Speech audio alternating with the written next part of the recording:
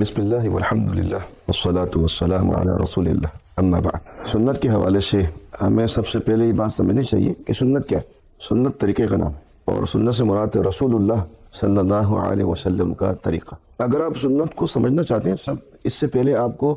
رسول اللہ صلی اللہ علیہ وسلم کی ذات کو سمجھنا پڑے گا۔ آپ کسی کے فالوورز بننا چاہتے ہیں اور آپ کو اس شخص کے بارے میں کچھ پتہ ہی نہیں کہ وہ کیا چیز ہے، اس کی بلندی اور مقام کیا ہے، تو آپ اس کو فالوورز نہیں بن سکتے، آپ اس کی اتباع نہیں کر سکتے، آپ اس کی اطاعت نہیں کریں گے۔ ہاں اللہ یہ کہ مجبور ہو جائے آپ، یا وہ آپ کو فورس کرے آپ اپنی اطاعت کے اوپر، یا آپ ڈنڈے کے زور سے کریں، تو پھر تو ممکن ہے، لیکن آپ دل سے نہیں کریں گے۔ اس کائنات کے اندر اللہ کے بعد محمد رسول اللہ صلی اللہ علیہ وسلم کی ذات ایسی ہے کہ جن کی اطاعت محبت سے کی جاتی ہے، دل سے کی جاتی ہے اور خوش دلی کے ساتھ۔ اس کی وجہ کیا ہے؟ اس کی وجہ یہ ہے کہ آپ اللہ کے رسول ہیں اور آپ کی شخصیت سب سے نمایاں ہے، آپ جیسے دنیا میں کوئی نہیں ہے۔ اللہ نے اس لیے کہا کہ لَقَدْ كَانَ لَكُمْ فِي رَسُولِ اللَّهِ أُسْوَةٌ حَسَنَةٌ، البتہ تحقیق ہم نے آپ کی زندگی کو لوگوں کے لیے نمونہ بنا دیا، آئیڈیل رول ماڈل۔ پیغمبر علیہ الصلوۃ والسلام کے طریقے سے محبت اللہ کے رسول صلی اللہ علیہ وسلم کی ذات سے محبت کے مترادف ہے، اور جو شخص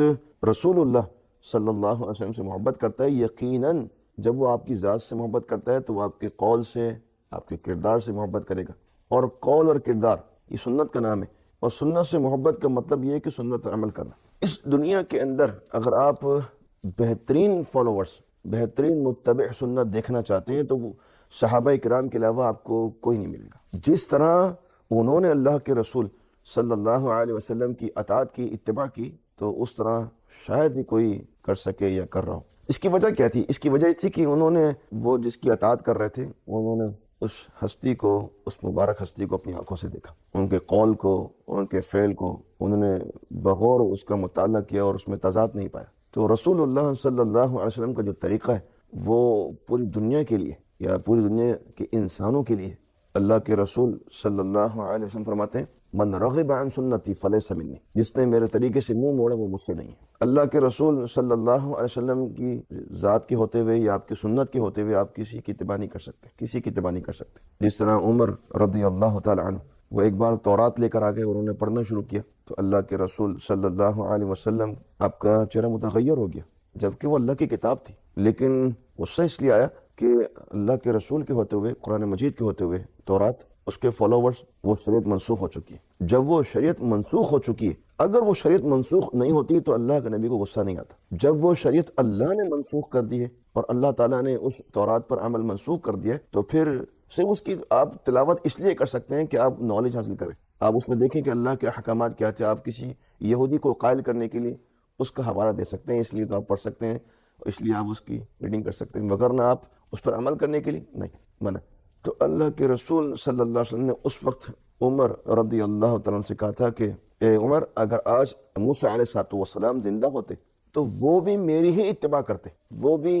میرے فالوورز بنتے، وہ میری سنت کو لیتے، وہ اپنی سنت کو لوگوں میں عام نہیں کرتے، کیونکہ اللہ نے ان سے وعدہ لیا ہے۔ جب پیغمبروں کو پابند کر دیا گیا ہے تو پھر امت بالعموم پابند ہے، اور وہ کسی کی اتباع نہیں کر سکتی اللہ کے رسول صلی اللہ علیہ وسلم کے ہوتے ہوئے۔ اللہ تعالیٰ نے قرآن مجید میں قرآن پر فرمایا یا ایھا الذین آمنوا اطیعوا اللہ واطیعوا الرسول ولا تبطلوا اعمالکم، ایمان والو اللہ کی اطاعت کرو اور اس کے رسول کی اطاعت کرو اور اپنے اعمال کو ضائع مت کرو۔ قرآن مجید میں ایک اور مقام پہ اللہ نے فرمایا جو شخص ومن یشاقق الرسول من بعد، اس بات کے بعد کہ ہدایت آ گئی، اس رسول نے ہدایت دکھا دی اور اس رسول نے پیغام پہنچا دیا، اس رسول نے قرآن و اسلام لوگوں کو دے دیا، اس کے باوجود کوئی رسول کی مخالفت کرتا ہے، اس رسول کی اتباع نہیں کرتا، اس رسول کی نافرمانی کرتا ہے اور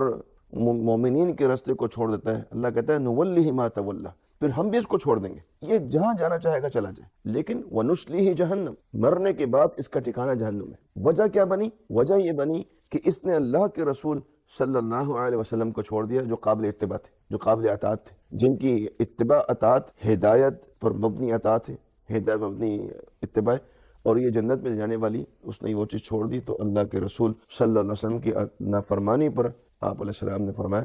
کہ اللہ نے فرمایا کہ وہ جہنم میں جائے گا۔ حدیث سنا کے اپنی بات کو میں ختم کروں گا اس موضوع پر۔ پیغمبر علیہ الصلوۃ والسلام نے فرمایا کہ کل امتی یدخلون الجنۃ الا من ابى، میری تمام امت جنت میں جائے گی لیکن وہ نہیں جائے گا کہ جو جنت میں جانے سے خود انکار کرتے۔ فرمایا جو میرے طریقے کی اتباع کرے گا، جو میری سنتوں کو لے گا، وہی جنت میں جائے گا، اور جو میری سنت کو چھوڑ دے، جو میری حدیث کو چھوڑ دے گا، اپنی معیشت، اپنی معاشرت، اپنی تجارت، اپنے لین دین میں، اپنے لیل و نہار کے اندر، اپنے اٹھنے بیٹھنے میں، اپنے کھانے پینے میں، اپنی خوشی اور غمی کے اندر مجھے نکال دے، ومن آسانی، میری نافرمانی کرے ان تمام کاموں کے اندر، فقط ابا، یہی وہ شخص ہے کہ جو جنت میں نہیں جانا چاہتا۔